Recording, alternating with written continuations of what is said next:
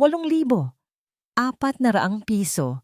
Iyan ang halaga ng buhay ng aking ina sa huling gabi ng kanyang paghinga. Iyan din ang halaga ng isang bote ng champagne na nakalista sa resibong hawak ko ngayon. Ang petsa ay tumutugma sa gabing pilit kong kinakatok ang pinto ng silid ni Mark. Nagmamakaawa para sa pambayad sa ICU. Malamig ang porselana ng Florera. Nayakap ko sa aking kaliwang braso. Narito sa loob ang abo ni nanay, tuyo at wala ng buhay, hinaluan ng amoy ng kamanyang na tila ayaw humiwalay sa aking baro. Sa kanang kamay ko naman ay ang piraso ng papel na nakuha ko mula sa bulsa ng maruming jacket ni Mark. Isang resibo mula sa isang luxury resort sa Boracay. Ang bango ng silid ay amoy mamahaling pabango at sunblock, isang masangsang na kaibahan sa amoy ng sibuyas at bawang na iginigis ako sa kusina. Nagluluto ako ng lugaw. Iyon ang paborito ni nanay. Iyon lang din ang kaya kong ipakain sa sarili ko matapos ang 7 araw na pagpupuyat sa punerarya habang ang aking asawa at biyenan ay sinasabing nasa isang importante at kagyat na business conference sa probinsya. Narinig ko ang pag-ikot ng susi sa trangka. Hindi ako lumingon. Nanatili ang paningin ko sa kumukulong lugaw. Ang bawat bula nito ay tila sumasabog na alaala ng bawat sentimong pinaghirapan ko sa sarili kong kumpanya na sinabi nilang nalulugi na kaya wala kaming mailabas para sa operasyon ni nanay. Elisa, bakit madilim dito? And why are you cooking lugaw? It smells so cheap. Ang boses ni Mama Lourdes ay bumasag sa katahimikan. Ang kanyang boses ay puno ng sigla, malayo sa imahe ng isang biyenang nagdadalamhati. Pumasok sila sa kusina. Si Mark ay tila masigla. Ang balat niya ay mapula dahil sa init ng araw, hindi dahil sa init ng lagnat o pagod. Suot niya ang isang bagong polo shirt na alam kong katumbas ng 3 buwang gamot sa chemotherapy. Hey Hon, kakadating lang namin. Grabe, the traffic from the airport was insane. Sabi ni Mark habang inilalapag ang kanyang mamahaling maleta. Lumapit siya sa akin. Tangkang hahalik sa pisngi. Ngunit napatigil siya nang makita ang puting Florera sa ibabaw ng counter. Oh, nandyan na pala ang abo ni Aling Rosa. Ang tanging nasabi niya.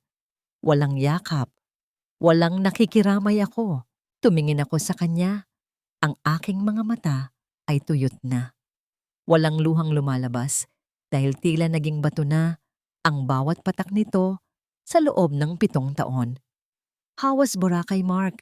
Masarap ba ang champagne sa Discovery Shores? Natahimik ang buong paligid. Ang tunog lang ng mahinang apoy, sakalan ang maririnig. Nakita ko ang panlalaki ng mga mata ni Mama Lourdes. Mabilis siyang lumapit at kinuha ang resibo sa kamay ko bago pa ito muling madaanan ng tingin ni Mark.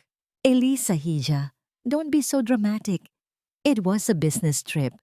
We needed to relax because of the stress you've been giving us lately. 1 linggo kaming nag-asikaso ng mga kliyente habang ikaw ay nakatutok lang sa nanay mo. Ang sabi ni Mama Lourdes sa kanyang pinakamatamis na tono ng gaslighting. At saka, it was Mark's client who paid for that. Utang na loob pa nga namin sa kanila na isinama ako. Business trip? Inilapag ko ang sandok. Ang tunog ng bakal sa tiles ay tila isang hatol. Business trip na kasama ang mga pinsan mo at pati ang bago mong secretary, Mark, on the very night na namatay ang nanay ko dahil sinabi niyo sa akin na frozen ang accounts ng kumpanya ko? Eliza, please, not now. We are tired. Let's talk about this tomorrow. Naiiritang sagot ni Mark. And can you please put that urn away? It's creepy. Kumakain tayo tapos may abo ng patay sa harap natin. Nanigas ang buong katawan ko. Ang hiya na laging nagpapanatili sa akin sa tabi nila. Ang takot na mapahiya ang pamilya ay tila unti-unting natutunaw at napapalitan ng isang madilim at malamig na determinasyon. Creepy? Bulong ko. Ang abong ito ay ang tanging natira sa babaeng nagpaaral sa akin para magkaroon ako ng kumpanyang ninanakawan niyo ngayon. Ang abong ito ang saksi kung paano mo ako pinayuhang magtipid sa oxygen ni nanay habang ikaw ay nag-order ng lobster sa beach. You're being hysterical. Ganyan ka ba pinalaki ng nanay mo? Walang modo. Sigaw ni Mama Lourdes. After everything we did for you, tinanggap ka namin kahit mahirap lang ang pamilya mo. Hindi ako sumigaw. Kinuha ko ang aking cellphone at inilapag sa mesa. Isang notification ang lumabas. Isang alerto mula sa aking bangko na kanina ko pa hinihintay. Actually, Mama Lourdes, you're right. I should stop being dramatic. Ngumiti ako. Isang ngiting hindi umabot sa aking mga mata. Mark, subukan mong gamitin ang platinum card mo. I just want to see if it still works for your dinner tonight. Kumunot ang noo ni Mark. Mabilis niyang kinuha ang kanyang pitaka at sinubukang mag-log in sa kanyang banking app. Ang kanyang mukha ay biglang namutla. Mas maputi pa sa abong yakap ko kanina. Anong ginawa mo, Elisa? Why is my account locked? Ang company funds, bakit hindi ko ma-access? Tinalikuran ko sila at dahan-dahang binuhat ang florera ni nanay. Ang lugaw sa kalan ay nagsisimula ng masunog. Ang amoy ng pait ay humahalo sa hangin. That's just the appetizer, Mark. Tomorrow, you'll find out what it's like to have absolutely nothing. Just like what you gave my mother. Lumakad ako palabas ng kusina. Iniwan silang dalawang nagsisigawan sa gitna ng dilim. Habang ang lamig ng gabi ay tila isang mainit na yakap ng kalayaan. Ang amoy ng nasusunog na lugaw ay kumapit sa bawat sulok ng bahay, tila isang paalala na ang lahat ng niluto ko nang may pagmamahal sa loob ng 7 taon ay naging abo na rin. Hindi ko pinatay ang kalan.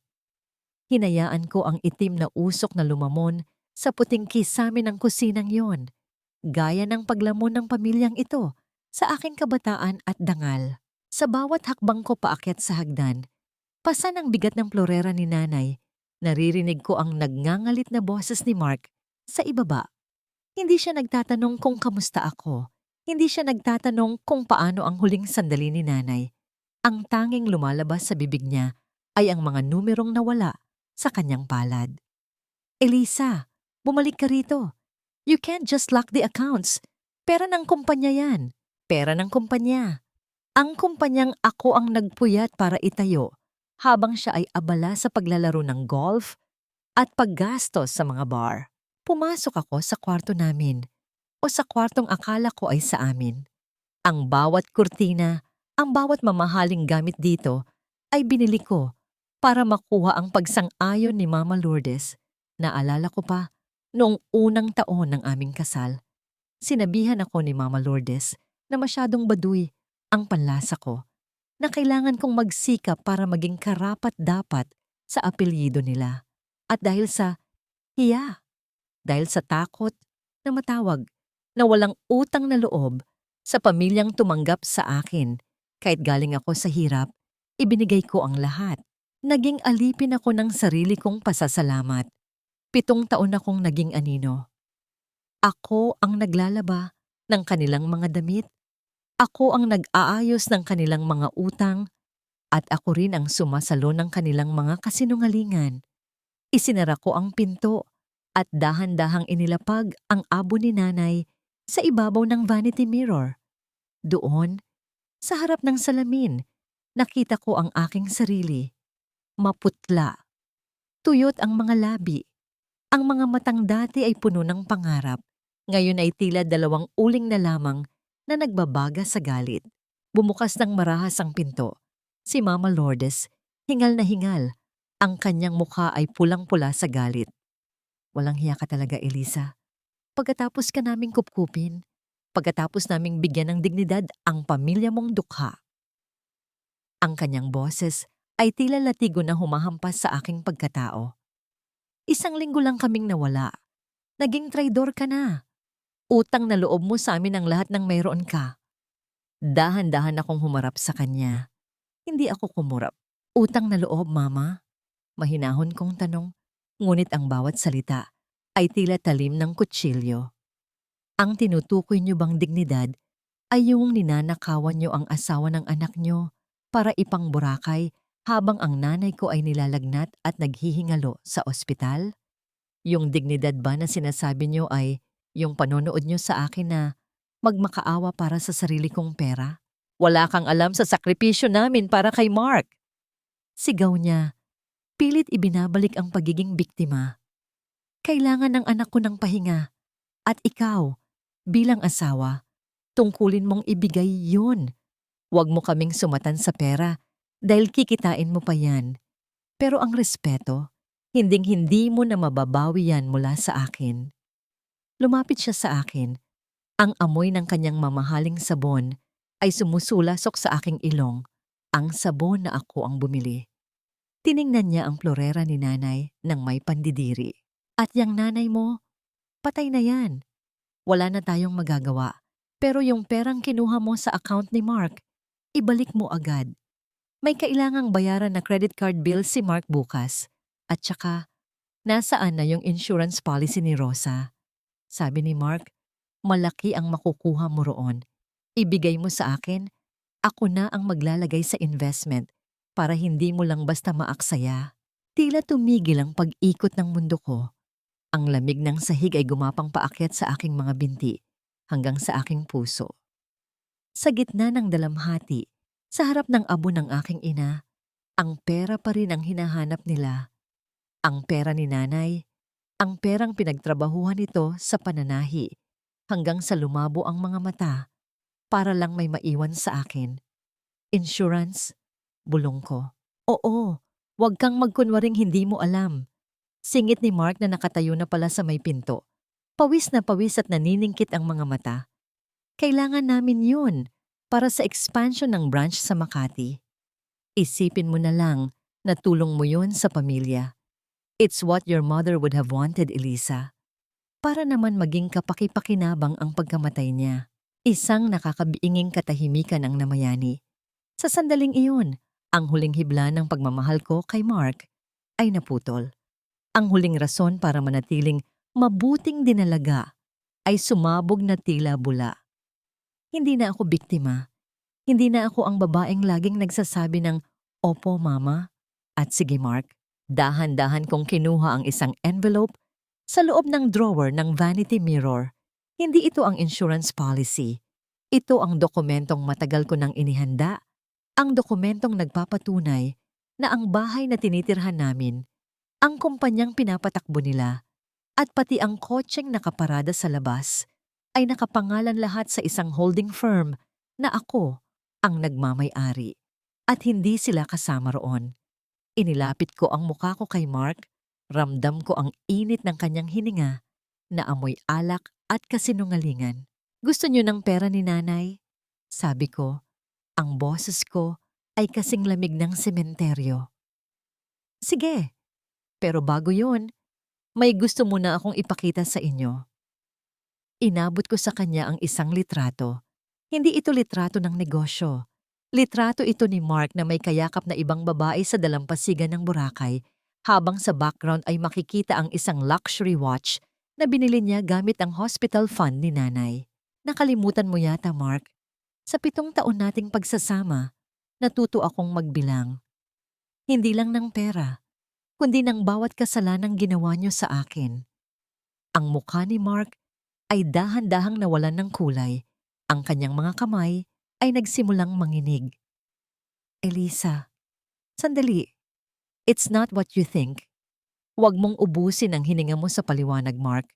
Mas kakailanganin mo yan mamaya kapag dumating na ang mga tauhan ko para ilabas ang lahat ng gamit niyo sa bahay na ito. Ano? Anong sabi mo? Hiyaw ni Mama Lourdes. Sabi ko, lumabas na kayo sa bahay ng nanay ko. Ang bawat salitang binitiwan ko ay tila mga batong bumabagsak sa isang basong kristal. Nakita ko ang pagyanig sa balikat ni Mark, hindi dahil sa lungkot, kundi dahil sa takot. Na mawala ang marangyang buhay na ninakaw niya sa akin. Bahay ng nanay mo, Elisa, asawa mo ako. Conjugal property ang lahat ng ito. Sigaw ni Mark, pilit ibinabalik ang kanyang awtoridad. Hindi mo ako mapapaalis dito nang ganun-ganun lang. Isang mapait na ngiti ang sumilay sa aking mga labi. Dahan-dahan akong lumakad patungo sa aking cabinet at kinuha ang isang asul na folder. Ang bawat pahina nito ay katumbas ng mga gabing hindi ako natutulog. Tinitiis ang pagod sa opisina habang sila ay nagpapakasasa. Conjugal Mark, nakalimutan mo na yata ang pinirmahan mong pre-nuptial agreement 7 taon na ang nakakaraan. Ang sabi ni Mama Lourdes noon, ayaw niyang makuha ng pamilyang Ducaco ang yaman niyo. Ang boses ko ay kalmado, bawat pantig ay may bigat ng katotohanan. Pero ang totoo, ang yaman na pilit niyo ring itinatago noon ay puro utang na pala. Ang bahay na ito ay binili ko gamit ang perang ipinamana sa akin ni Nanay bago pa tayo ikasal. Ang lahat ng nakikita mo rito, mula sa kurtinang hinahawakan ni Mama hanggang sa huling butil ng bigas sa kusina, ay akin. Walang hiya ka! Pinagplanuhan mo ito! Hinarap ako ni Mama Lourdes ang kanyang mga daliri na may suot na mamahaling singsing na regalo ko rin sa kanya ay nakaturo sa aking muka. Pinanood mo kaming maging komportable rito para lang ipahiya kami ng ganito. Napakasama ng dila mo. Masama ang dila ko o masama ang budhi niyo? Tiningnan ko siya ng diretso sa mata. Pinapanood ko kayong ubusin ang pondo ng kumpanya ko para sa mga bakasyon niyo sa Boracay. Pinapanood ko kayong pekein ang mga pirma sa resibo ng ospital ni Nanay. Akala niyo ba hindi ko alam? Akala niyo ba ganoon ako katanga? Ang amoy ng sunog na lugaw mula sa kusina ay lalong tumitindi. Sumasakal sa hangin. Tila simbolo ng 7 taong pagkabulok ng aming pagsasama. Mark, mayroon akong mga audit report. Patuloy ko. Ang 2 milyong piso na kinuha mo sa emergency fund noong nakaraang buwan, may record yan. Ang pag-transfer mo ng pera sa account ng secretary mo, may screenshots ako. Kung gusto mong pag-usapan ang conjugal rights, pag-usapan din natin ang estafa at adultery sa harap ng korte. Napaupo si Mark sa gilid ng kama. Ang kanyang mapulang balat mula sa beach ay tila naging abo sa putla. Ang lalaking akala ko ay magliligtas sa akin mula sa kahirapan ay siya palang kukuha ng lahat, pati na ang pagkakataong masilayan ko ang huling hininga ni Nanay. Elisa Hon, please, let's talk about this. I was just stressed. Mama and we just wanted to help you relax too. Pagsusumamo ni Mark, ang boses niya ay nanginginig na sa takot. Don't do this to us. Saan kami pupunta? Utang na loob, Elisa. Isipin mo ang sasabihin ng mga kapitbahay.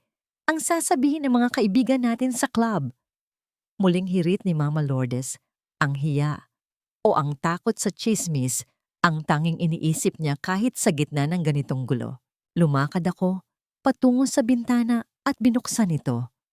Ang malamig na hangin ng gabi ay humampas sa aking mukha, nagdadala ng amoy ng basang lupa. Sa ibaba, nakita ko ang pagdating ng 2 itim na sasakyan. Ang mga kapitbahay, hayaan niyo silang manood, sabi ko nang hindi lumilingon. Dahil sa loob ng 10 minuto, darating ang mga tauhan mula sa security firm na kinuha ko. Ilalabas nila ang bawat maleta niyo. At huwag kayong mag-alala. Iniwan ko ang mga fake na Louis Vuitton niyo sa pinto. Iyon lang naman ang bagay sa inyo, mga pekeng tao. You can't do this! Isusumpa ka ng langit! Sigaw ni Mama Lourdes, ang kanyang boses ay naging isang matinis na tili na tila nanggagaling sa isang sugatang hayop. Ang langit ay nakasaksi noong hinayaan niyo ang nanay ko na mamatay ng mag-isa habang kayo ay nagtatawanan sa dalampasigan. Sagot ko. Kinuha ko ang aking bag at ang plorera ni Nanay. Ramdam ko ang tibok ng puso ko. Mabilis, ngunit hindi dahil sa takot. Ito ang tibok ng isang taong muling nabuhay. Mark, bukas na bukas, matatanggap mo ang divorce papers mula sa lawyer ko. At Mama Lourdes, yung sing-sing sa daliri nyo, isanlan nyo na yan ngayon pa lang. Dahil simula bukas, wala na kayong matatanggap na kahit isang kusing mula sa dukhang pamilya ko. Palabas na ako ng pinto nang biglang sumigaw si Mark. Eliza, Paano ang utang ko sa kumpanya? May kinuha akong advance para sa car loan ni Mama. Napatigil ako. Lumingon ako sa kanya ng may malamig na awa. Iyan ang problema mo, Mark. Hindi na kita asawa. Ngayon, isa ka na lang magnanakaw na kailangang magbayad. Lumabas ako ng kwarto at dahan-dahang isinara ang pinto. Ang tunog ng trangka na nag-lock ay tila isang malakas na kulog na nagtapos sa bagyo ng aking buhay. Sa bawat hakbang ko pababa ng hagdan, naramdaman ko ang gaan. Ngunit sa dulo ng hagdan, nakita ko ang isang maliit na sobrang nahulog mula sa maleta ni Mark kanina. Pinulot ko ito. Nang buksan ko, tumigil ang mundo ko. Hindi ito resibo. Hindi rin ito sulat para sa kabit niya. Isa itong huling liham mula sa ospital na may petsang 3 araw bago namatay si nanay. Isang liham na nagsasabing may isang taong nag-utos na itigil ang lahat ng life support dahil sa kakulangan ng pondo. At ang pirma sa ilalim ay hindi akin. Ito ay pirma ni Mark. Ang bawat hibla ng papel na hawak ko ay tila nagiging apoy na pumapaso sa aking mga daliri. Ang pirma ni Mark, ang pamilyar na kurbada ng kanyang pluma na dati ay nagsusulat ng mga pangako ng pag-ibig, ngayon ay nagsilbing hatol ng kamatayan para kay nanay. Hindi ako makahinga. Ang hangin sa hallway ay tila naging malapot na lason. Nanlalamig ang aking mga paa. Ang pakiramdam ay tila hinihigop ako ng sahig, pababa sa isang madilim na balon. Ganito na lang ba ang halaga ng 7 taon? Ganito na lang ba ang halaga ng buhay ng babaeng nagbigay sa akin ng lahat? Isang pirma para sa cost cutting. Narinig ko ang yabag ni Mark sa likuran ko. Huminto siya. Ang kanyang paghinga ay mabigat at amoy ng alak na hinaluan ng kaba. Elisa, that was a medical decision. Ang boses niya ay gumaralgal. Pilit naghahanap ng luhika sa gitna ng kanyang kalapastanganan. Sabi ng doktor, wala nang pag-asa. Why waste money on a machine? Pinahaba lang natin ang hirap niya. It was an act of mercy, Hon. Mas kailangan natin ang pera para sa future natin. Dahan-dahan akong humarap sa kanya. Hindi ko maramdaman ang aking mukha. Ang bawat kalamnan ko ay tila tumigas na parang semento. Mercy? Ang bulong ko ay halos hindi marinig, ngunit bawat salita ay may dalang puot na kayang magpatunaw ng bakal. Pinatay mo ang nanay ko para makabili ka ng champagne sa Boracay, Mark.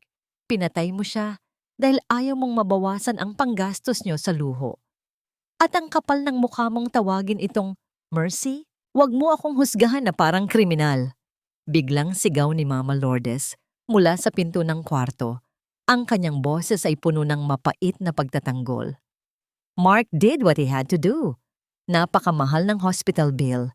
Halos maubos na ang savings ni Mark para lang sa gamot ng nanay mo na wala namang pakinabang. Savings ni Mark? Humalakhak ako.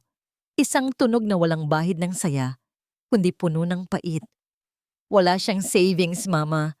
Ang bawat sentimong ginastos niyo ay galing sa pawis ko. Ang bawat pagkaing isinusubo niyo, ang bawat telang suot niyo, ay galing sa babaeng hinayaan niyo lang mamatay na parang hayop sa isang madilim na kwarto ng ospital. Sa labas, narinig ko ang malakas na pagbukas ng gate. Ang liwanag ng mga sasakyan ay tumama sa bintana. Tila mga mata ng hustisyang dumating na.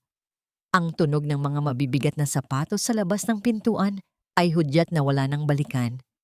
Pumasok ang 4 na lalaking nakauniporme ng itim. Ang kanilang mga mukha ay walang emosyon, hudyat ng profesionalismo na binayaran ko ng mahal. Ma'am Elisa, handa na po kami, sabi ng pinuno nila. Tumingin ako kay Mark at kay Mama Lourdes. Nakita ko ang unang patak ng luha sa mga mata ni Mark, hindi dahil sa pagsisisi, kundi dahil sa kahihiyan. Nakita ko kung paano niya sinubukang itago ang kanyang mukha nang magsimulang maglabas ng mga gamit ang mga guards. Ilabas niyo ang lahat. Utos ko, ang boses ko ay matatag na tila isang reyna na nagdedeklara ng digmaan. Ang mga damit na binili ko, ang mga sapatos, ang mga gadget, Iwan niyo lang sa kanila kung ano ang suot nila ngayon. Dahil iyan lang naman ang pag-aari nila, ang kanilang mga balat na puno ng kapalaran ng pandaraya. Elisa, please! Hating gabi na! Saan kami pupunta? Pagsusumamo ni Mama Lourdes, ang kanyang hiya ay tuluyan ng gumuho. Ang mga kapitbahay nakatingin sila. Nakakahiya. Elisa, maawa ka naman sa amin. Awa? Tumingin ako sa florera ni nanay na nakapatong sa mesa. Saan po ang awa niyo noong nagmamakaawa ako sa inyo na bayaran ng ICU? Saan ang awa niyo noong iniwan niyo akong mag-isa sa punerarya? Kinuha ng isang guard ang maleta ni Mark at dinala ito sa labas. Maririnig ang kalansing ng mga gamit na nagkakabungguan sa loob ng bag. Ang tunog ng kanilang marangyang buhay na ngayon ay itinatapon na sa kalsada. Lumakad ako patungo sa kanila. Bitbit ang huling liham mula sa ospital. Pinunit ko ito sa harap ng kanilang mga mukha. Ang mga piraso ng papel ay nagliparan sa hangin na parang mga puting talulot ng bulaklak sa isang libing. Simula sa oras na ito, wala na kayong Elisa na uutangan ng loob. Wala na kayong Elisa na pagsisilbihan kayo. Sabi ko, lumabas kayo. Ngayon din, hinawakan ng mga guards ang braso ni Mark at Mama Lourdes. Nagkaroon ng kaunting tulakan. Ang mga sigaw ng pagtutol ni Mama Lourdes ay umalingaw-ngaw sa buong subdivision. Ngunit wala siyang nagawa. Sa pilitan silang inilabas sa pinto na 7 taon kong pinagsilbihan. Nang sumara ang pinto, ang katahimikan ay tila isang mabigat na kumot. Nanatili akong nakatayo sa gitna ng sala. Tiningnan ko ang paligid. Ang bahay na ito ay malawak, maganda, ngunit walang laman. Dahan-dahan akong napaupo sa sahig. Doon ko naramdaman ang unang patak ng luha. Hindi ito luha ng panghihinayang. Ito ay luha ng paglaya. Ngunit sa gitna ng aking pag-iyak, napansin ko ang isang bagay sa ilalim ng sofa na naiwan ng mga guards. Isang lumang pitaka ni nanay. Nang buksan ko ito, may isang maliit na susi roon na may nakasabit na papel. May nakasulat na address ng isang bangko at isang account number na hindi ko kailanman nakita sa records ng kumpanya. Sa ilalim ng account number, may maikling mensahe si nanay. Para sa araw na mapagtanto mong hindi ka nila mahal, anak, huwag kang matakot bumalik sa simula. Napatigil ang aking paghikbi. May alam ba si nanay? May itinatago ba siya na hindi ko alam sa loob ng 7 taon? Ang malamig na hangin galing sa aircon ng bangko ay tila humahagupit sa aking balat. Isang matalim na paalala na ang mundo ay patuloy sa pag-ikot kahit gumuho na ang sa akin.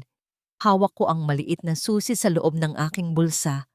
Ang mga kanto nito ay bumaon sa aking palad, nagbibigay ng hapdi na nagpapanatili sa akin sa katinuan. Naupo ako sa harap ng isang matandang vault manager. Ang amoy ng lumang papel at tinta ay namamayani sa silid. Isang amoy na nagpabalik sa akin sa mga hapon kung kailan nakikita ko si nanay na abala sa pagtutuos ng kanyang maliit na kita mula sa pananahi. Akala ko noon, sapat lang ang perang iyon para sa aming pangaraw-araw. Akala ko, wala siyang ibang alam kundi ang magsakripisyo sa katahimikan. Mrs. Ilustre, matagal na po itong hindi nabubuksan, sabi ng manager sa mahinahon ngunit seryosong tono. Sabi ng nanay niyo, ibigay ko lang daw ito sa inyo kapag wala na siya o kapag kailangan niyo na ng masisilungan. Nang ihatid niya ako sa loob ng silid ng mga vault, ang tunog ng mabigat na pintong bakal na nagsasara ay umalingaw-ngaw sa aking dibdib. Sa gitna ng hanay ng mga kulay-abong kahon, nahanap ko ang numerong nakasulat sa papel ni nanay. Dahan-dahan kong iniikot ang susi. Ang marahang pag-atras ng trangka ay naramdaman ko hanggang sa aking mga buto. Nang bumukas ang box, hindi bunto ng ginto o bulto ng pera ang bumungad sa akin. Sa loob ay may isang maliit na kwaderno, isang recorder, at isang makapal na brown envelope. Ang amoy ng sandalwood, Ang paboritong pabango ni nanay ay tila sumabog mula sa loob, bumabalot sa akin na parang isang huling yakap. Binuksan ko ang kwaderno. Ang unang pahina ay may petsang 3 taon na ang nakalilipas. Anak, patawarin mo ako kung naging pipi ako sa harap ng iyong asawa. Nakita ko kung paano niya dahan-dahang kinukuha ang iyong liwanag. Nakita ko ang bawat pag-alis niya ng gabi habang ikaw ay tulog sa pagod. Pinili kong mag-ipon ng ebidensya, hindi dahil gusto kitang saktan, kundi dahil alam kong darating ang araw na kakailanganin mong lumaban. Nanginig ang aking mga kamay habang binabasa ang mga sumunod na pahina. Hindi lang ito diary, listahan ito ng bawat petsa, bawat halaga, at bawat transaksyon na ginawa ni Mark mula sa aking personal na account patungo sa isang dummy company. Si nanay, ang babaeng akala ko ay biktima ng katandaan at sakit, ay naging matalas na saksi sa aking pagkabulag. Pinindot ko ang play sa recorder. Ang boses ni nanay ay mahina, gumaralgal dahil sa ubo, ngunit puno ng determinasyon. Mark, alam ko ang ginagawa mo, sabi ng boses ni nanay sa recording. Huwag mong isipin na dahil matanda na ako ay wala na akong nakikita. Ibalik mo ang pera ni Eliza bago pa kita iulat sa mga otoridad. Pagkatapos ay narinig ko ang boses ni Mark. Isang boses na puno ng lason, malayo sa malambing na asawang humahalik sa akin tuwing umaga. Ano bang magagawa mo? Matandang hukluban? Mamatay ka na rin naman. Isang pirma ko lang sa ospital, tapos na ang kwento mo. Kapag wala ka na, si Eliza ay magiging parang isang asong susunod-sunod sa akin dahil wala na siyang ibang kakampi. Huwag kang makialam sa negosyo namin kung ayaw mong mapabilis ang pagpunta mo sa sementeryo. Nabitawan ko ang recorder. Ang tunog nito sa sahig ay tila ang tunog ng aking pusong tuluyan nang nagkapira-piraso. Hindi lang pala pera ang ninakaw nila. Ninakaw nila ang huling pagkakataon na maprotektahan ko ang aking ina mula sa kalupitan ng lalaking pinagkatiwalaan ko. Ganito na lang ba ang halaga ko? Bulong ko sa hangin. Ang mga luha ay sa wakas ay bumuhos na parang ulan na walang katapusan. Ganito na lang ba ang halaga ng pag-ibig ko, nanay? Ngunit sa loob ng makapal na brown envelope, may isang dokumentong mas matindi pa sa recording. Isa itong deed of sale. Nadiskubre ni nanay na bago pa man ang biyahe sa Boracay, lihim nang isinangla ni Mark ang kumpanya ko sa isang korporasyong pag-aari ng pamilya ng kanyang kabit. Ibig sabihin, kahit napalayas ko na sila sa bahay, ang kumpanyang itinayo ko ay nasa ilalim na ng panganib na makuha sa akin sa loob ng 30 araw dahil sa mga utang na hindi ko alam. Biglang tumunog ang aking cellphone, isang hindi kilalang numero. Hello, Eliza. How does it feel to be in that empty house? Ang boses ni Mark ay puno ng mapait na tagumpay. Akala mo ba panalo ka na dahil pinalayas mo kami? You have 30 days, Eliza. 30 days para bayaran ang utang ng kumpanya mo. O kundi, ang kabit ko na ang magiging CEO ng pinakamamahal mong negosyo. Mama and I are just getting started. Magmakaawa ka na. Ngayon pa lang, baka sakaling bigyan kita ng trabaho bilang janitress. Ikinuyom ko ang aking kamao. Ang sakit ay dahan-dahang nagiging isang malamig na apoy ng paghihiganti. Mark, sabi ko, ang boses ko ay matatag at walang bakas ng luha. Salamat sa tawag, dahil ngayon, sigurado na ako sa gagawin ko sa inyo. And what's that, hon? Magsusumbong ka sa pulis? Good luck with that. Safely hidden ang lahat ng papers. Hindi, Mark. Hindi ako magsusumbong sa pulis. Sabi ko habang tinitingnan ang huling dokumento sa envelope ni nanay. Isang life insurance policy na may pangalan ko bilang beneficiary. Ngunit may isang espesyal na clause na iniwan si nanay. Gagawin ko kung ano ang itinuro sa akin ng nanay ko. Ang linisin ang basura nang hindi dinudumihan ang sarili kong kamay. Ibinaba ko ang telepono at tumayo. Hindi na ako ang Eliza na biktima. Ako na ang bagyong wawasak sa lahat ng kanilang pinaghirapang kasinungalingan. Dahil sa huling pahina ng sulat ni nanay, May isang pangalan at numero ng isang tao na matagal nang naghihintay na pabagsakin ang pamilya ni Mark. Isang taong biktima rin ng kanilang utang na loob. Ang bawat hakbang ko palabas ng bangko ay tila pag-ukit ng marka sa semento. Hindi na mabigat ang plorera ni nanay sa aking bisig. Tila naging katuwang ko na siya. Isang tahimik na puwersa na nagtutulak sa akin sa gitna ng init ng katanghalian. Ang araw ay nakatirik, malupit at walang patawad, gaya ng katotohanang tangan ko sa loob ng aking bag. Kinuha ko ang aking telepono at tinawagan ang numerong iniwan ni nanay. Ang bawat tunog ng pagkonekta sa kabilang linya ay tila pintig ng isang orasan na nagbibilang ng katapusan ni Mark. Hello? Sino ito? Isang boses ng babae ang sumagot. Matanda na ang boses, may bahid ng pagod ngunit may awtoridad. Ako po si Elisa, anak ni Rosa Ilustre. Maikli kong sagot. Natahimik ang kabilang linya. Naririnig ko lang ang mahinang paghinga ng babae, tila isang anino na biglang nabuhay mula sa nakaraan. Rosa? Bulong niya. Sabi niya, darating ang araw na tatawag ka. Ako si Aling Teresa. Dating accountant ng biyenan mo, bago nila ako siniraan, ninakawan ng dangal at itinapon na parang basura.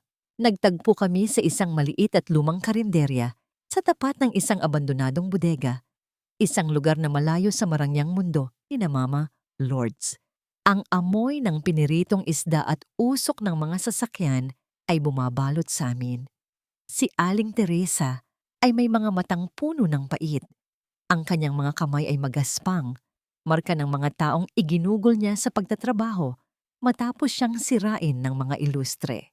Ang utang na loob, Elisa, iyan ang paboritong armas ni Lourdes simula ni Aling Teresa habang humihigop ng mainit na kape. Gagamitin nila ang maliit na pabor para itali ang leeg mo habang buhay. Ganyan ang ginawa nila sa pamilya ko. Kinuha nila ang titulo ng lupa namin bilang kabayaran sa tulong na hindi naman namin hiningi. Inilapag ko ang dokumentong nakuha ko mula sa vault. Isinangla ni Mark ang kumpanya ko sa pamilya ng kabit niya. May 30 araw na lang ako para mabawi ito. Napangisi si Aling Teresa, isang ngising walang bahid ng saya. Hindi lang yan ang isinangla niya, Elisa. Alam mo ba kung bakit kating-kati silang makuha ang insurance ng nanay mo?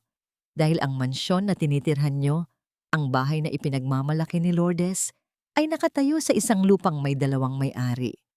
At ang kalahati niyon ay nakapangalan pa rin sa nanay mo. Napatigil ang pagsubo ko. Tila may malamig na tubig na ibinuhos sa aking likuran. Si nanay, hindi lang siya nanahi. Pinrotektahan niya ang pundasyon ng aking buhay nang hindi ko nalalaman. Gusto nilang magmukhang biktima. Patuloy ni Aling Teresa. Gusto ni Lourdes na isipin ng buong mundo na ikaw ang masamang manugang na nagpalayas sa kanila. Pero ang hindi nila alam, hawak ko ang mga tunay na resibo ng mga utang ni Mark sa mga loan shark na hindi nakalista sa kumpanya. Mga utang na ginamit niya para itago ang pagkalugi ng mga luho niya. Dito ko binuo ang aking plano. Hindi ko sila lalabanan sa pamamagitan ng sigawan. Lalabanan ko sila sa pamamagitan ng kanilang pinakaingatang kayamanan, ang kanilang muka o hiya. Nang gabing iyon, habang ang buwan ay nakasilip sa pagitan ng mga ulap, bumalik ako sa aming subdivision. Ngunit hindi ako pumasok sa loob ng bahay. Tumayo ako sa harap ng gate kung saan nag-uumpisa ng magtipon-tipon ang mga chismis ng kapitbahay. Nakita ko ang post ni Mama Lourdes sa Facebook. Isang larawan niya na umiiyak sa loob ng isang maliit na paupahang kwarto. May caption na, "Ganito na lang ba ang kapalit ng pagmamahal ko sa aking manugang?" Pinalayas kami sa sarili naming pamamahay sa gitna ng gabi. Hustisya para sa mga matatanda. Ang mga comment ay puno ng galit laban sa akin. Walang utang na loob. Napakasama. Makamundo. Ngumiti ako. Hinayaan ko silang magdiwang sa kanilang pekeng tagumpay. Inilabas ko ang aking cellphone at nag-post ng isang video. Hindi ito video ng pag-iyak. Ito ay ang recording ni Mark sa ospital. Ang boses niya na naguutos na itigil ang life support ni nanay para makatipid. Nilagyan ko ito ng maikling caption. Ang presyo ng isang bakasyon sa Boracay ay ang huling hininga ng aking ina. Narito ang katotohanan sa likod ng kanilang dignidad. Sa loob ng ilang minuto, ang tunog ng mga notification sa aking telepono ay hindi tumitigil. Tila isang sunog na mabilis na kumalat sa tuyong damo. Ang bawat share ay isang saksak sa imahe ni Mama Lourdes. Ngunit hindi pa ako tapos. Alam kong susugod sila rito. Alam kong ang galit ni Mark ay sasabog na parang bulkan. At tama nga ako, wala pang isang oras, ang tunog ng gulong ng isang lumang sasakyan na huminto sa harap ng gate ay bumasag sa katahimikan ng gabi. Ang liwanag ng headlight ay tumama sa akin. Tila isang spotlight sa isang madugong dula. Bumaba si Mark. Ang kanyang mga mata ay nanlilisik. Ang kanyang muka ay punong-puno ng ugat sa galit. Sumunod si Mama Lourdes na parang isang baliw na sumisigaw.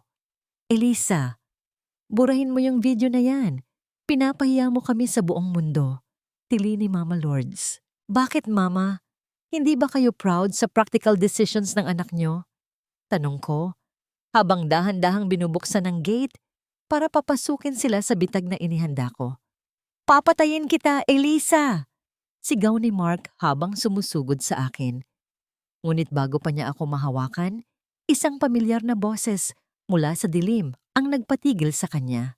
Subukan mong hawakan siya, Mark, at sisiguraduhin kong ang susunod na video na lalabas ay ang listahan ng lahat ng pinagtaguan mong utang sa mga ilegal na nagpapahiram ng pera. Si Aling Teresa ay lumabas mula sa likod ng aking sasakyan. Hawak ang isang makapal na folder. Sa tabi niya ay isang lalaking nakabarong, ang abogado, na matagal nang hinihintay ang pagkakataong ito. Mark Illustre, sabi ng abogado. Narito kami para sa forensic audit ng kumpanya. At ayon sa utos ng korte, kailangan niyo ring i-vacate ang kalahati ng lupang ito dahil sa illegal na occupancy. Ang mukha ni Mark ay dahan-dahang napalitan ng hilakbot. Tumingin siya sa akin, tila naghahanap ng dating Elisa na pwedeng mauto. Hon, please, pag-usapan natin ito ng maayos. Bulong niya, ang boses ay puno ng desperasyon. Masyado nang huli para sa maayos, Mir. Sabi ko habang tinitingnan ng orasan. 30 days? Hindi ko kailangan ng 30 araw. Dahil sa oras na ito, ang kumpanyang isinangla mo, binili na ng kumpanyang ipinangalan ko kay nanay. Ang gabi ay nababalot ng huwad na ningning ng mga chandelier sa loob ng engrandeng ballroom ng isang tanyag na hotel. Amoy mamahaling alak, bulaklak na galing pa sa ibang bansa, at ang masangsang na amoy ng desperasyon na pilit itinatago ng mga ilustre. Ito ang kanilang anniversary gala.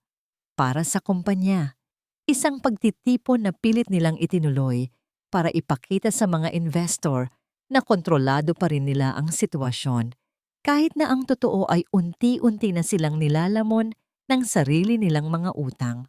Nakaupo si Mama Lourdes sa gitna ng mesa. Suot ang isang kulay gintong gown na tila baluti ng kanyang selyadong kapalaran. Ang kanyang tawa ay malakas, pilit na ipinapakita sa bawat panauhin na sila ay nasa itaas pa rin. Si Mark naman ay abala sa pakikipagkamay. Ang kanyang nangiti ay tila isang maskarang, malapit nang matunaw sa ilalim ng init ng mga ilaw. Sa isang sulok pumasok ako. Hindi ako nakasuot ng magarbo. Isang simpleng itim na terno ang suot ko, ngunit ang bawat hibla nito ay sumisigaw ng awtoridad. Kasama ko si Aling Teresa at ang aming abogado. Ang bawat mata sa loob ng ballroom ay bumaling sa amin. Ang musika ay tila dahan-dahang humina, napalitan ng mga bulungan na parang mga bubuyog na nagkakagulo. Elisa, anong ginagawa mo rito? Ang boses ni Mark ay pumiyok. Ang baso ng wine sa kanyang kamay ay nanginig, dahilan upang ang pulang likido ay dahan-dahang tumulo sa kanyang puting polo shirt, tila isang sariwang sugat na biglang bumuka. Nandito ako para sa aking kumpanya, Mark. Sabi ko habang naglalakad patungo sa gitna ng entablado. At para na rin batiin kayo sa huling gabi ng inyong pagpapanggap. Wala kang karapatang manggulo rito. Guards, tili ni Mama Lourdes ang kanyang boses ay bumasag sa katahimikan ng silid. Ngunit walang guards na dumating. Ang mga tauhan ng hotel ay nanatiling nakatayo dahil alam nila ang katotohanang kanina ko pa ipinadala sa kanilang management. Tumayo ako sa harap ni Mark.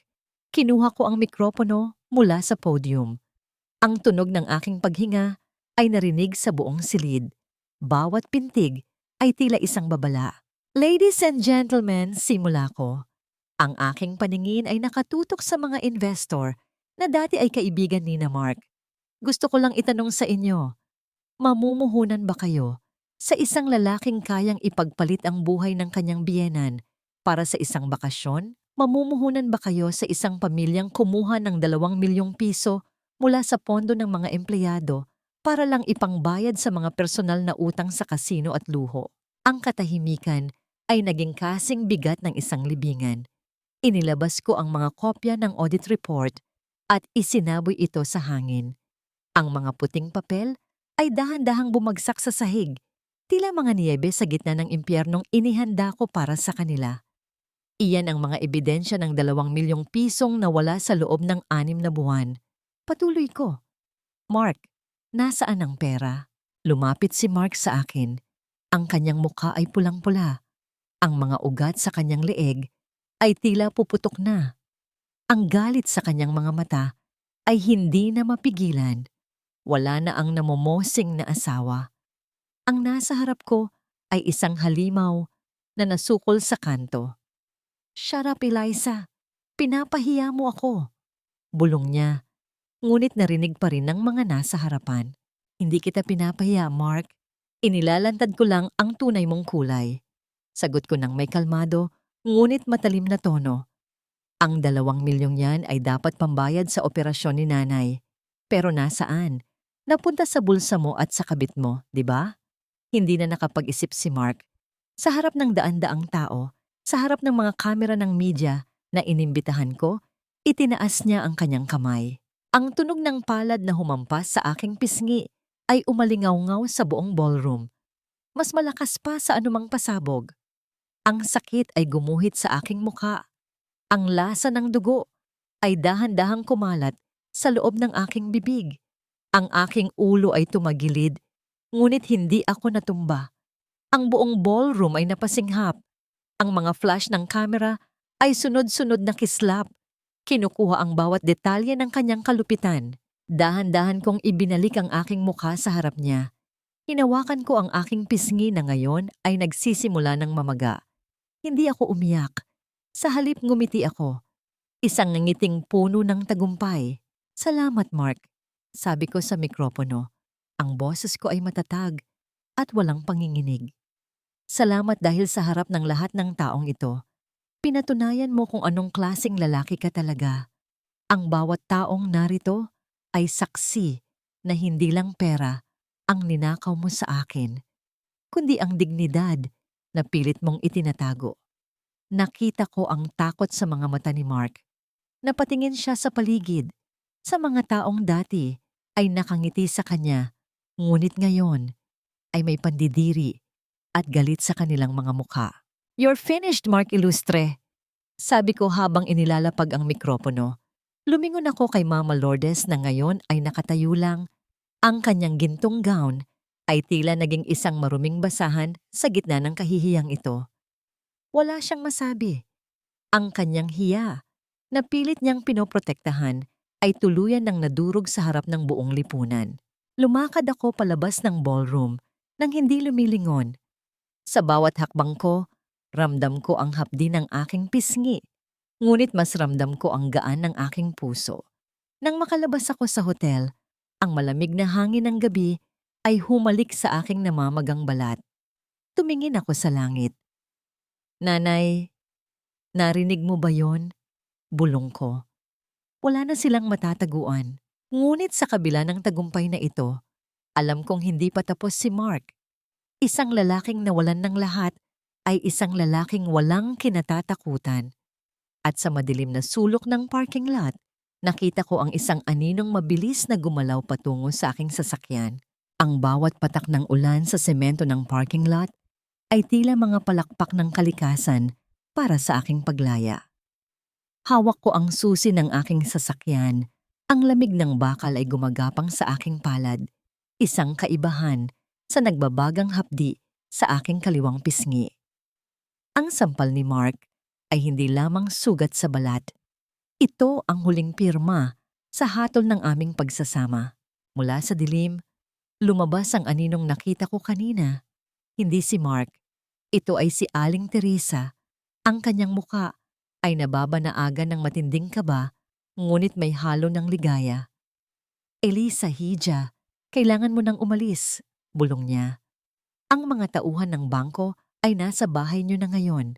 Ang freeze order na pinirmahan ng korte ay inihain na sa sandaling itinaas ni Mark ang kamay niya sa iyo. Tumango ako. Pumasok ako sa loob ng sasakyan at naramdaman ang amoy ng bagong leather at ang katahimikan ng cabin. Ito ang huling marangyang bagay na mayroon ako. At sa pagkakataong ito, hindi ko ito pakakawalan. Habang nagmamaneho ako pabalik sa subdivision, ang aking cellphone ay hindi tumitigil sa pag-ilaw. Mga mensahe mula sa bangko. Mga abiso ng unusual activity sa bawat joint account na mayroon kami.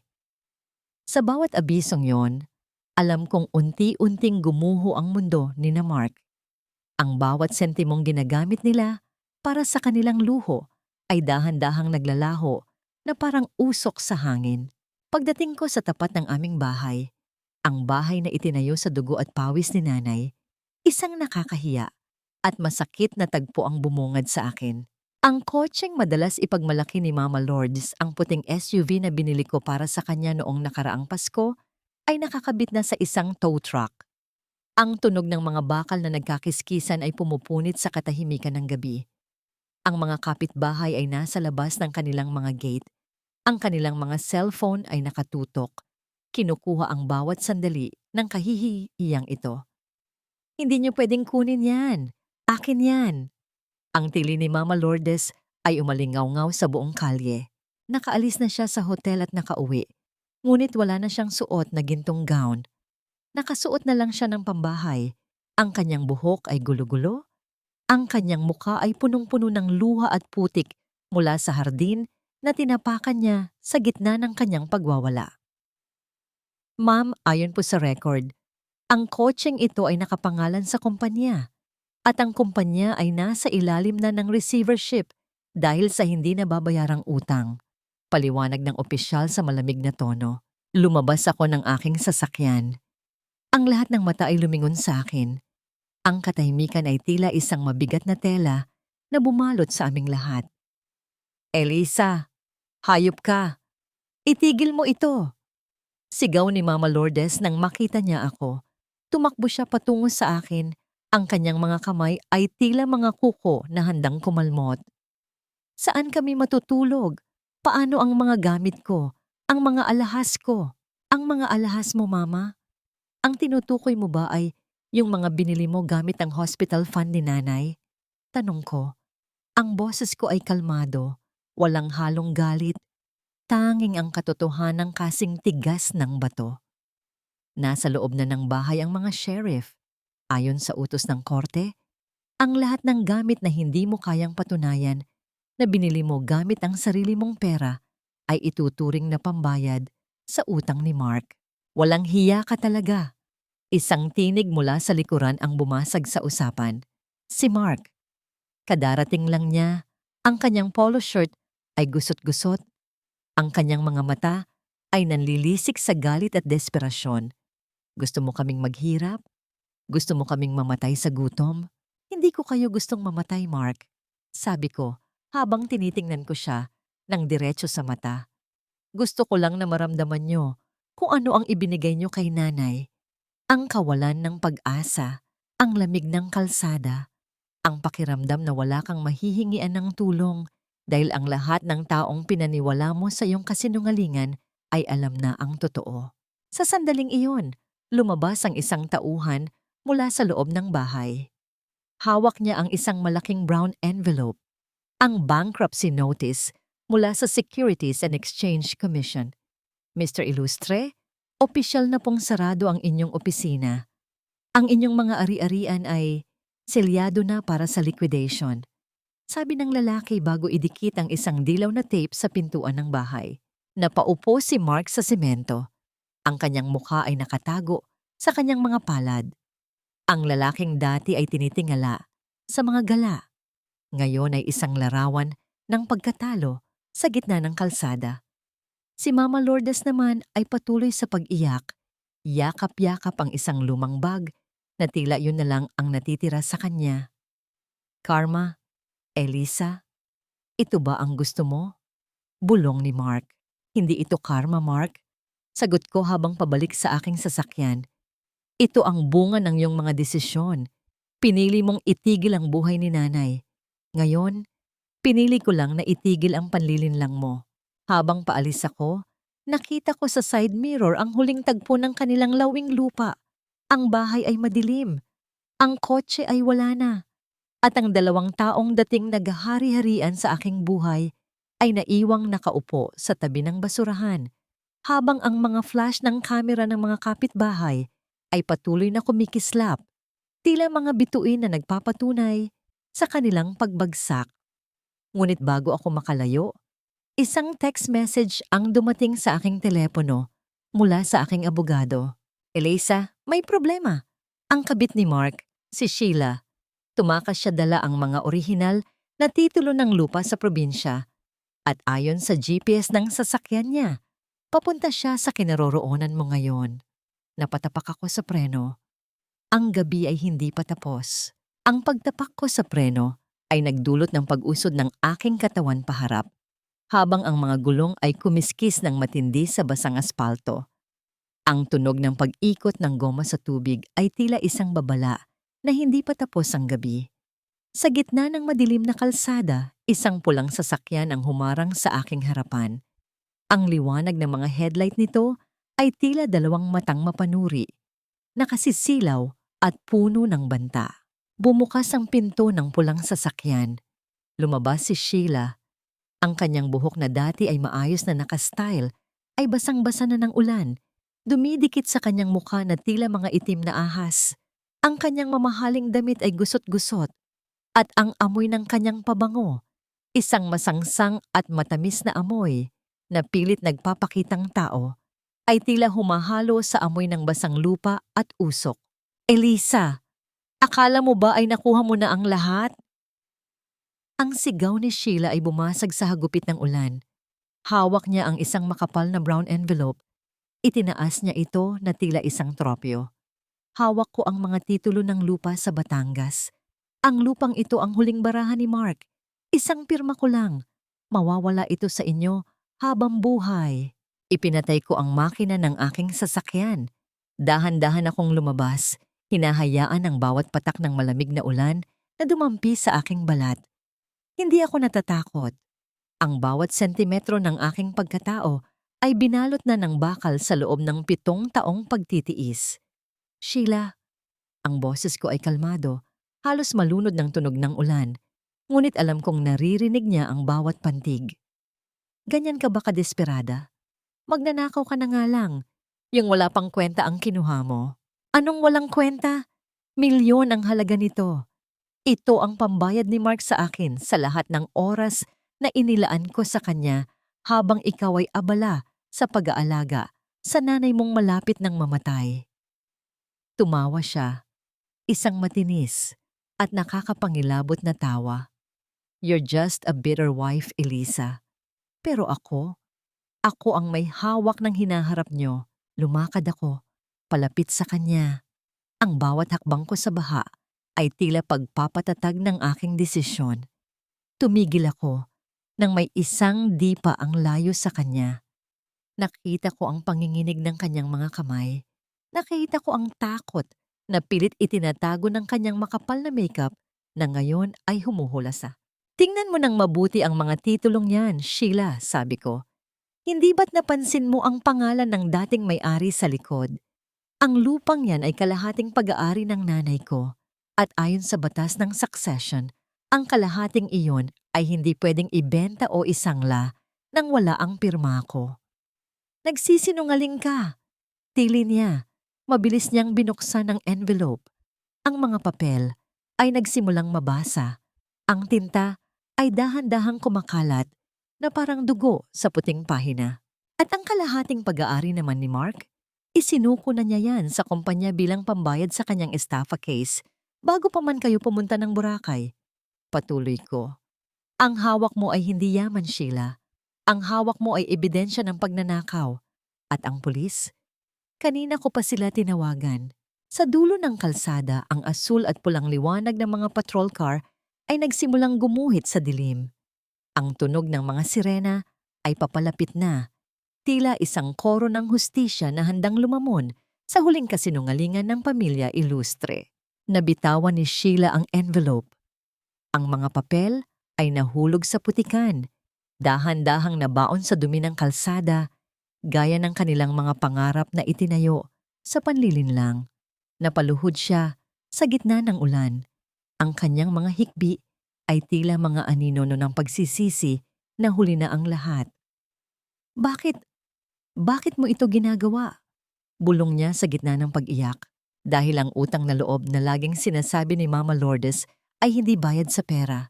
Sheila, sabi ko habang tumatalikod, ito ay bayad sa katapatan at dahil wala kayo niyon, ito ang dulo ng inyong biyahe. Bumalik ako sa aking sasakyan.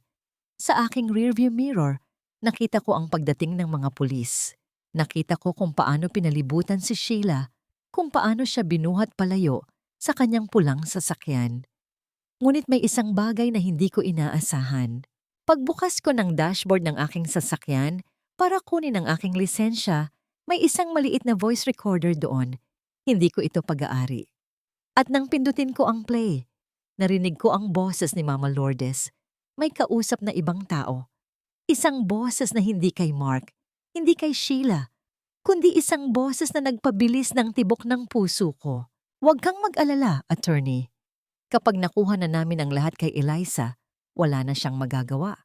Hindi niya alam na ang lahat ng ari-ariang akala niya ay sa kanya. Ay matagal ko nang inilipat sa pangalan mo. Ang boses ng lalaki ay tumawa. Napakatalino mo talaga, Lourdes. Isang pirma na lang mula sa asawa niya at wala nang matitira sa babaeng yan. Ang recorder ay natapos, ngunit ang katahimikan sa loob ng sasakyan ay naging kasing bigat ng tingga.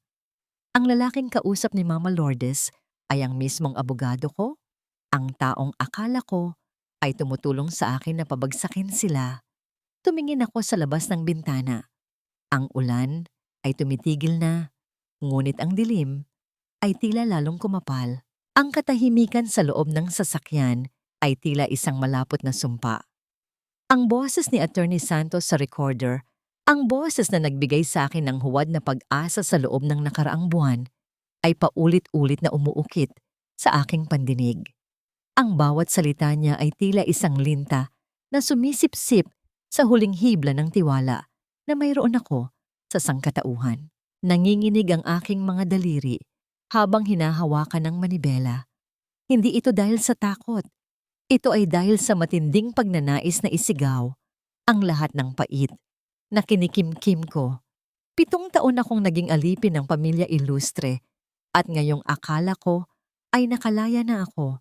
Ang mismong taong binayaran ko para putulin ang aking tanikala ay siya palang humahawak sa kabilang dulo nito. Isang pirma na lang. Ang banta ni Attorney Santos sa recording. Napatingin ako sa aking bag. Doon sa loob ay naroon ang mga huling dokumento ng transfer of ownership na nakatakda naming pirmahan bukas. Kung hindi ko nahanap ang recorder na ito, bukas ng umaga ay formal ko nang ibibigay ang lahat ng pinaghirapan ko at ang mana ni nanay sa kamay ng mga taong pumatay sa kanya. Pinaandar ko ang sasakyan. Hindi ako uuwi. Alam ko kung nasaan sila. Ang amoy ng basang aspalto At ang lamig ng gabi ay tila naging katuwang ko sa aking paglalakbay patungo sa opisina ni Attorney Santos. Alam kong naroon sila. Ang mga traidor ay laging nagdiriwang sa gitna ng kadiliman. Pagdating ko sa tapat ng gusali, ang ilaw sa itaas na palapag ay nakabukas pa rin. Dahan-dahan akong pumasok. Ang tunog ng aking sapatos sa tiles ay tila isang mabagal na martsa ng kamatayan para sa kanilang mga plano. Walang tao sa lobby. Tanging ang malamig na liwanag ng mga bumbilya ang sumasaksi sa aking pagdating. Nang marating ko ang pinto ng opisina, narinig ko ang mahinang tawanan mula sa loob. Ang tawa ni Mama Lourdes, isang tawa na puno ng mapait na tagumpay. Sinasabi ko sa iyo, attorney, ang babaeng yan ay sadyang tanga. Sabi ni Mama Lourdes, basta't pinakita mo ang kunwaring malasakit, ibibigay niya ang lahat. Akala niya ay kakampi ka niya laban sa amin. Huwag kayong mag-alala, Ma'am Lourdes, sagot ni Attorney Santos. Ang kanyang boses ay puno ng nakakasulasok na kayabangan. Bukas, pagkapirma niya, ang lahat ng ari-arian ni Rosa Ilustre ay mapupunta na sa shell company natin. At si Mark, hayaan niyo siyang makulong ng ilang buwan para magmukhang totoo ang lahat. Pagkatapos, ibabasura natin ang kaso. Binuksan ko ang pinto ng walang babala. Ang pag-atras ng trangka ay tila isang malakas na hatol. Napatigil ang kanilang tawanan. Ang baso ng scotch sa kamay ni Attorney Santos ay muntik nang mahulog. Si Mama Lourdes ay napatayo. Ang kanyang mukha ay biglang napalitan ng putla na mas matindi pa sa pader ng opisina. Elisa, bakit ka nandito? Nauutal na tanong ni Attorney Santos. Mabilis niyang itinago ang mga papel sa kanyang mesa. Lumakad ako, patungo sa gitna ng silid. Ang amoy ng mamahaling tabako at alak ay sumusulasok sa aking ilong. Inilapag ko ang voice recorder sa ibabaw ng kanyang mesa. Pinindot ko ang play. Ang sarili nilang mga boses ang sumakop sa katahimikan ng silid. Nakita ko kung paano nanginig ang mga labi ni Mama Lourdes. Ang kanyang hiya ay wala na. Tanging ang hubad na katotohanan ng kanyang kasamaan ang natira. Magkano, attorney? Tanong ko. Ang boses ko ay kasing lamig ng yelo. Magkano ang halaga ng iyong lisensya at dangal para pagtaksilan ang kliyente mo? Elisa, makinig ka. It's not what you think. Pagsisimula ni Attorney Santos, pilit na bumabalik sa kanyang professional na tono. Huwag mo akong madaan sa mabulaklak mong salita. Putol ko sa kanya. Dahil ang recording na ito ay hindi lang ako ang nakarinig. Naka-livestream ito ngayon sa isang private group na kinabibilangan ng Integrated Bar of the Philippines at ng mga board members ng kumpanya ko. Nanlaki ang mga mata ni Attorney Santos. Ang kanyang mukha ay dahan-dahang nawalan ng kulay. Ang kanyang reputasyon na 7 taon niyang iningatan ay gumuho sa loob ng ilang segundo. At ikaw, Mama Lourdes, hinarap ko ang babaeng 7 taon kong tinawag na ina. Akala niyo ba ay wala na akong kakampi? Ang utang na loob na palagi mong isinusumbat sa akin ay bayad na. Bayad na ng bawat luhang ibinuhos ko sa ospital. Bayad na ng bawat sentimong ninakaw niyo. Wala kang mapapatunayan. Isang recording lang yan. Tili ni Mama Lourdes. Pilit pa ring lumalaban kahit nanginginig na ang kanyang buong katawan. Hindi lang ito recording, Mama. Sabi ko habang inilalabas ang isa pang dokumento. Ang dokumentong ibinigay sa akin ni Aling Teresa. Ito ang tunay na testamento ni Nanay at ang abogadong nagnotaryo nito ay hindi si Attorney Santos. Ito ay ang dating judge na biktima niyo rin.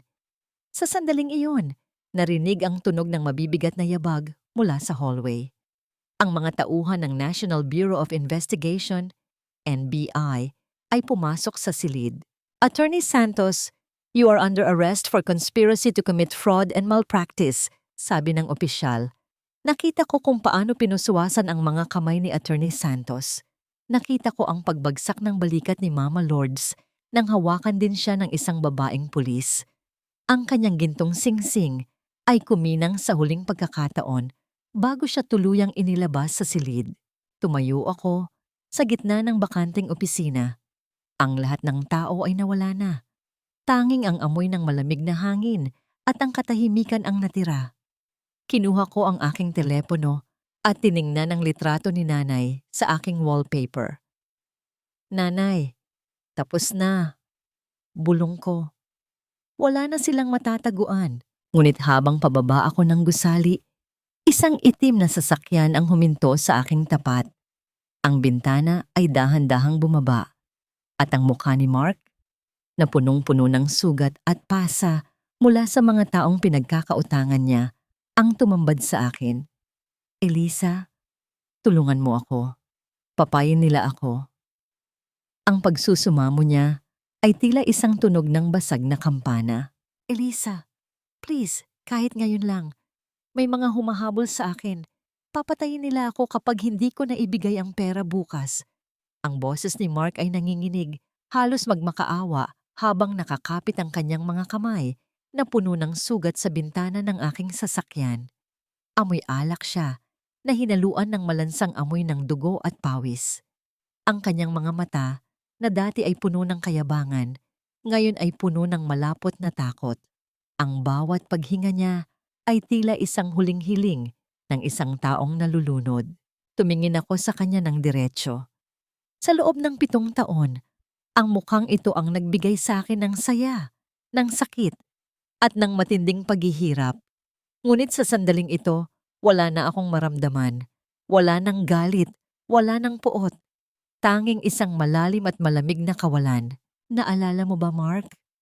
Ang boses ko ay mahinahon, kasing lamig ng hanging amoy ulan.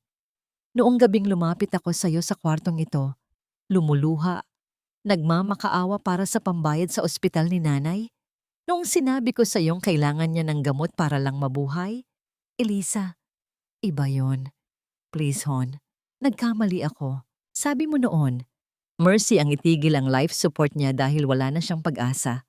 Patuloy ko, hindi pinapansin ang kanyang pagatungal. Ngayon, Mark, gagamitin ko ang sarili mong salita. Siguro ito na rin ang mercy para sa'yo. Ang harapin ang lahat ng utang na ginawa mo. Papatayin nila ako, Eliza. Wala kang puso. Isang matinis na tili ang lumabas sa kanyang bibig nang makita niya ang isang itim na van na dahan-dahang huminto sa kabilang panig ng kalsada. May puso ako, Mark. Kaya nga 7 taon kong tiniis ang lahat.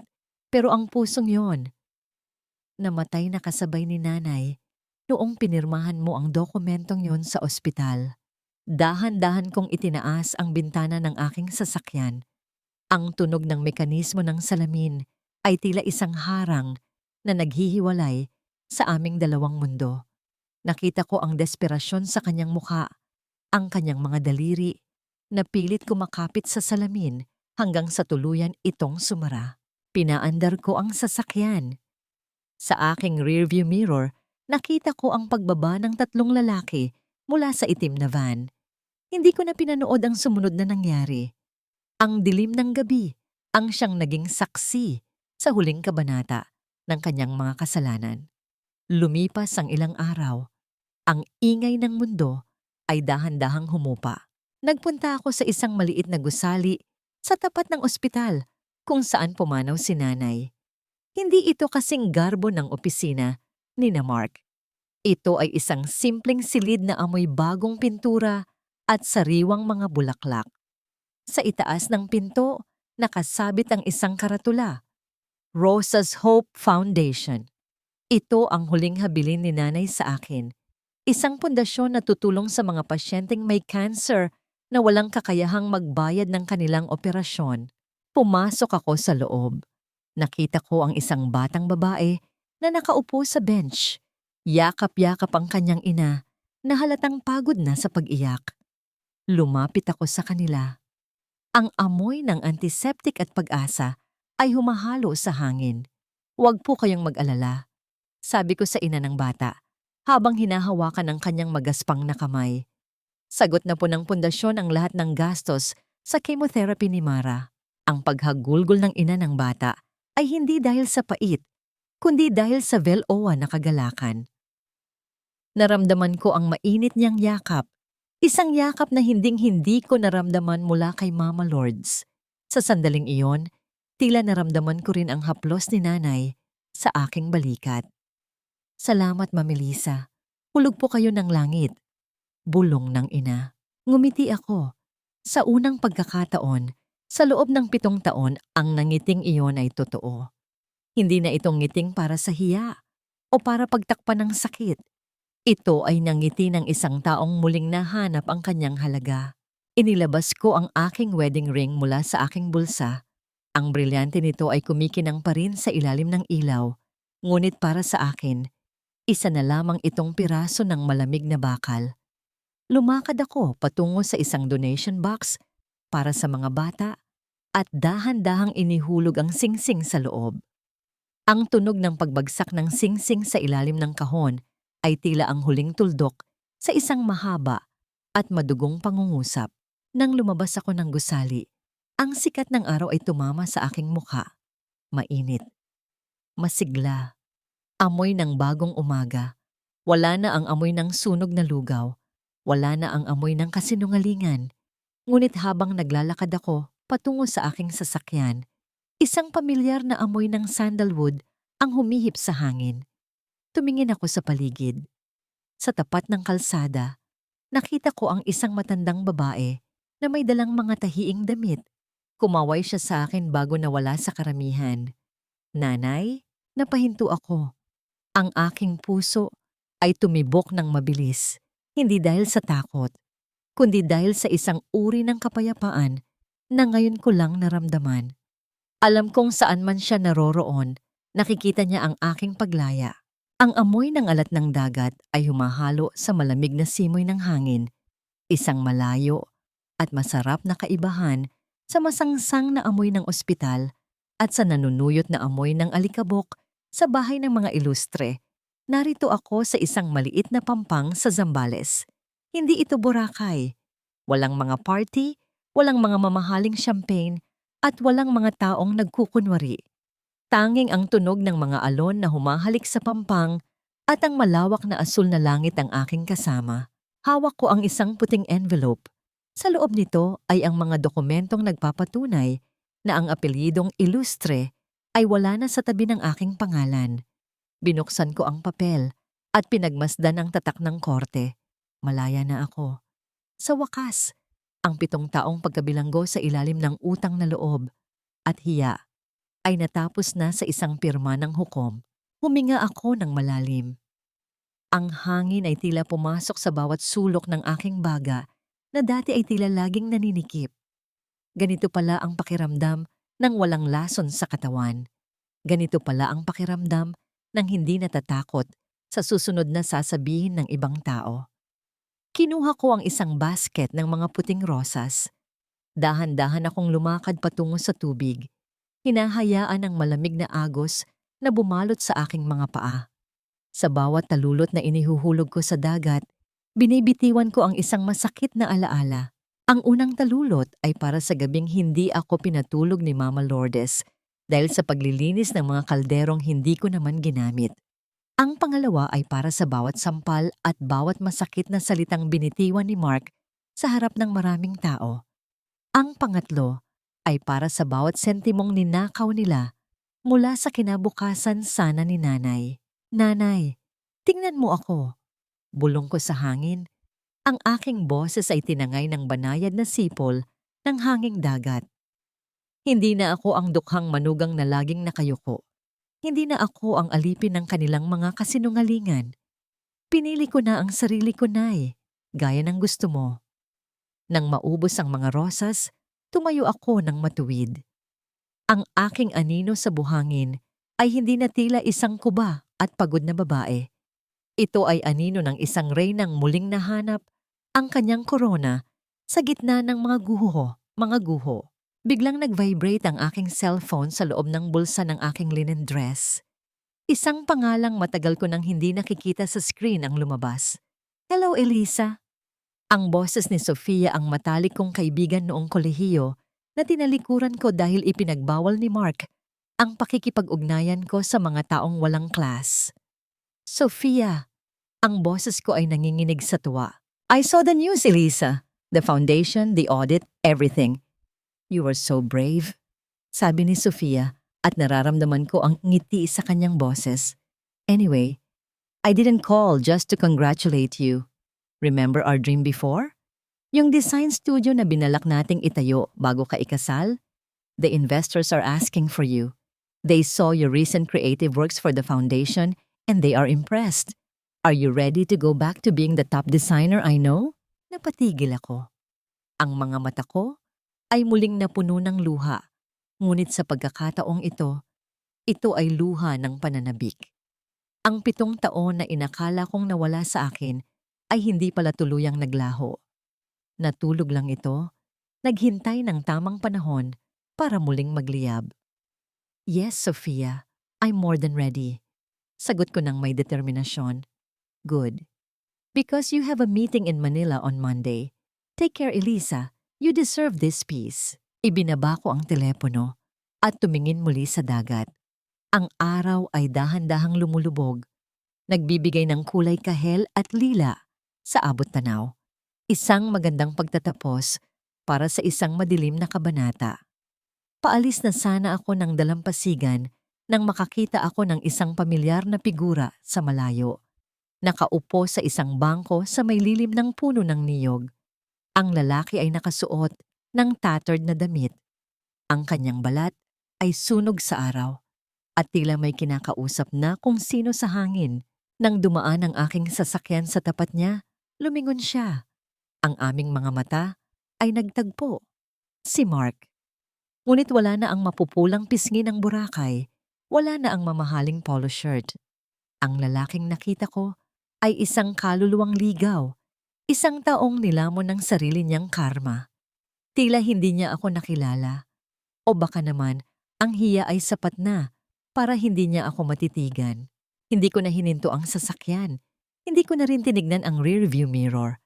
Ang kanyang kwento ay tapos na sa aking libro. Ang amoy ng bagong timplang kape at ang sariwang bango ng mga mamahaling tela ang sumasalubong sa akin tuwing umaga sa aking bagong opisina sa Makati. Wala na ang amoy ng sunog na lugaw. Wala na ang amoy ng panis na kasinungalingan. Ang bawat sulok ng silid na ito ay refleksyon ng aking pagbangon, maliwanag, malawak, at malaya. 3 buwan na ang lumipas mula noong huling beses kong naramdaman ang bigat ng apelyidong ilustre. Ang kumpanya ko, na pinangalanan ko ng Rosa Designs, ay unti-unti nang kinikilala sa industriya. Ang bawat tahi, ang bawat disenyo ay alay ko sa babaeng nagturo sa akin na ang tunay na halaga ng isang tao ay wala sa bank account, kundi sa dangal na baon nito hanggang sa huling hininga. Isang hapon, habang nag-aayos ako ng aking mga gamit para umuwi, sinabihan ako ng aking sekretary na may isang lalaking kanina pa naghihintay sa lobby. Sabi niya, ayaw daw umalis ng lalaki hanggat hindi ako nakakausap. Nang bumaba ako, tumigil ang mundo ko sa isang sandali. Hindi dahil sa pag-ibig, kundi dahil sa matinding pagkagulat sa bilis ng pagbabago ng tadhana. Sa dulo ng lobby, nakaupo ang isang lalaking halos hindi ko makilala. Gusot-gusot ang kanyang suot na t-shirt na may mantsa ng grasa. Ang kanyang sapatos ay pudpud na at marumi.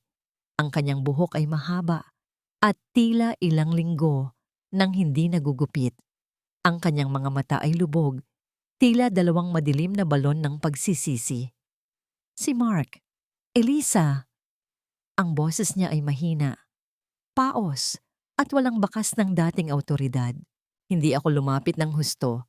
Pinanatili ko ang distansya, isang distansya na 7 taon kong binuo, ngunit ngayon ko lang naramdaman ang kaligtasan. Ang amoy ng murang sigarilyo at pawis ay humahalo sa hangin sa paligid niya. Isang masangsang na kaibahan sa amoy ng aking mamahaling pabango. Ano ang ginagawa mo rito, Mark? Tanong ko. Ang boses ko ay kalmado, walang halong galit. Tila kinakausap ko lang ang isang estranghero na nagtanong ng direksyon. Elisa, please, I have nowhere else to go. Si Mama, nasa probinsya siya. Nakatira sa isang barong-barong. May sakit siya, Elisa. Kailangan niya ng gamot. Ang kanyang mga kamay ay nanginginig habang pilit na humahawak sa laylayan ng kanyang damit. Ang mga taong pinagkakautangan ko, hindi nila ako tinatantanan. Wala na akong trabaho.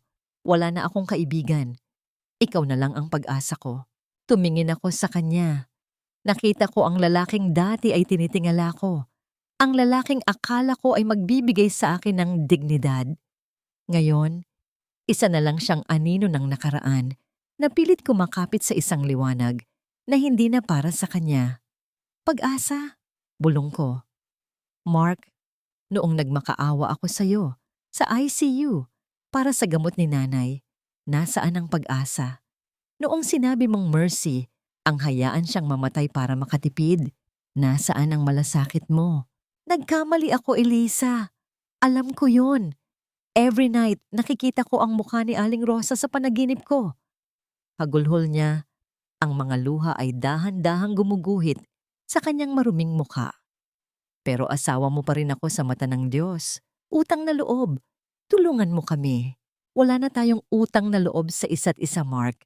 Binayaran ko na ang lahat ng utang na yon sa 7 taon kong pagiging alipin sa bahay niyo. Sabi ko, ang bawat salita ay may bigat ng pinalidad. Ang tulong na hinihingi mo, hindi ko maibibigay. Hindi dahil sa naghihiganti ako, kundi dahil kailangan mong harapin ang bunga ng sarili mong mga desisyon. Iyan ang tunay na mercy. Ang matuto kang tumayo sa sarili mong mga paa nang hindi nagnanakaw sa iba. Ganoon na lang ba yon? Tatalikuran mo lang kami? Sigaw niya, pilit na ibinabalik ang dating pananakot, ngunit wala na itong talab. Hindi ko kayo tinalikuran, Mark. Matagal na akong lumakad palayo. Kayo lang ang naiwan sa dilim na kayo rin ang gumawa. Kinuha ko ang aking bag at dahan-dahang lumakad patungo sa pinto. Naririnig ko ang kanyang pagtawag, ang tunog ng kanyang pagsusumamo na unti-unting lumalayo sa aking pandinig. Ang tunog ng aking mga takong sa marmol na sahig ay tila isang himig ng tagumpay, matatag, direkta, at walang pag-aalinlangan. Sa labas ng gusali, naghihintay ang aking sasakyan. Bago ako pumasok, tumingin ako sa langit. Ang mga bituin ay nagsisimula nang magpakita sa gitna ng usok ng syudad. Nanay, tapos na ang lahat. Bulong ko sa sarili. Sumakay ako at pinaandar ang sasakyan. Sa aking rearview mirror nakita ko ang maliit na figura ni Mark na nakatayo sa labas ng lobby, tila isang mantsa sa gitna ng nagniningning na mga ilaw ng Makati. Hindi ako lumingon muli. Ang bawat sentimetro ng kalsadang tinatahak ko ngayon ay kalsada patungo sa hinaharap na ako ang may gawa. Wala nang anino, wala nang ilustre. Tanging si Elisa, ang babaeng namatay bilang biktima, ngunit nabuhay muli bilang isang malayang tao. Ang amoy ng mga sariwang puting liryo ay humahalimuyak sa buong bulwagan. Isang bango na tila naglilinis sa bawat alaala ng pait na dumaan sa aking buhay. Ngayon ang unang anibersaryo ng Rosa's Hope Foundation. Ang paligid ay puno ng mga taong nakangiti, mga pamilyang nabigyan ng bagong pagkakataon, at mga pasyenteng dati ay nawalan na ng pag-asa, ngunit ngayon ay muling lumalaban. Nakatayo ako sa gilid ng entablado. Pinagmamasdan ang bawat mukhang narito. Wala na ang kaba sa aking dibdib. Wala na ang bigat na tila isang malaking bato na nakapatong sa aking mga balikat sa loob ng 7 taon. Ang suot kong damit ay isang simpleng silk terno na ako mismo ang nagdisenyo. Matingkad ang kulay, matibay ang tahi, at tila sumasalamin sa aking bagong pagkatao. Eliza, handa ka na? Tanong ni Sofia habang hawak ang isang plate ng parangal. Handa na, sagot ko nang may tiwala sa sarili. Bago ako umakyat sa entablado, lumapit sa akin ang aking abogado. Hindi ang traidor na si Santos, kundi si Attorney Ramos, ang taong tumulong sa akin na mabawi ang lahat. May inabot siyang isang maliit na sobrang kulay kape. Ito na ang huling balita tungkol sa kanila, Elisa. Bulong niya. Dahan-dahan kong binuksan ang sobre. Sa loob ay may mga litrato at isang maikling ulat mula sa probinsya. Nakita ko ang isang maliit na dampa sa gitna ng palayan, malayo sa ingay ng syudad. Sa labas niyon, nakaupo si Mama Lourdes sa isang wheelchair na kalawangin na. Ang kanyang mukha ay tuyot, ang kanyang mga mata ay walang buhay na nakatitig sa kawalan. Sabi sa ulat, ang kanyang sakit ay lumala at wala silang pambayad sa maayos na ospital. Si Mark naman ay nakitang nagtatrabaho bilang isang kargador sa palengke. Ang kanyang mga kamay na dati ay tanging panulat at baso ng ngalak lang ang hawak, ngayon ay puno na ng kalyo at dumi. Ang tanging hiya na natira sa kanya ay ang pagtatago ng mukha tuwing may dadaan na kakilala. Hindi ako nakaramdam ng saya sa kanilang hirap, ngunit hindi rin ako nakaramdam ng awa. Ang naramdaman ko ay ang malamig na katotohanan ng hustisya. Ang bawat sentimong ninakaw nila sa aking ina ay kinuha sa kanila ng tadhana sa paraang pinakamasakit para sa mga taong tulad nila, ang mawalan ng dangal at kapangyarihan. Ibinulos ako ang sobre at humakbang paakyat sa entablado. Ang tunog ng aking bawat hakbang ay tila isang malakas na deklarasyon ng aking tagumpay laban sa dilim. Magandang gabi sa inyong lahat. Simula ko sa mikropono. Ang aking boses ay hindi nanginginig. Ito ay matatag, puno ng awtoridad na nanggagaling sa isang pusong dumaan sa apoy. 7 taon akong nanatili sa isang anino. Akala ko noon ang utang na loob ay isang tanikala na dapat kong pasanin habang buhay. Akala ko ang hiya ang dapat magdikta sa aking katahimikan. Tumingin ako sa malaking litrato ni nanay na nakasabit sa gitna ng bulwagan. Nakangiti siya roon, tila sinasabing proud siya sa akin. Ngunit natutunan ko na ang tunay na utang na loob ay hindi ibinibigay sa mga taong sumisira sa atin. Ito ay ibinibigay sa ating sarili at sa mga taong tunay na nagmamahal sa atin. Ngayong gabi, hindi ko lang ipinagdiriwang ang pundasyong ito. Ipinagdiriwang ko ang paglaya ng bawat babaeng sinabihan na wala silang boses. Ipinagdiriwang ko ang bawat anak na piniling tumayo para sa kanilang dangal. Ang masigabong palakpakan ng mga tao ay umalingaw-ngaw sa buong silid, tila isang malakas na alon na tumatapos sa lahat ng ingay ng nakaraan. Sa gitna ng karamihan, nakita ko si Aling Teresa na tumatango. Ang kanyang mga mata ay basa ng luha ng kagalakan. Pagkatapos ng seremonya, lumabas ako sa beranda ng hotel. Ang malamig na hangin ng gabi ay humahalik sa aking balat. Wala ng ulan.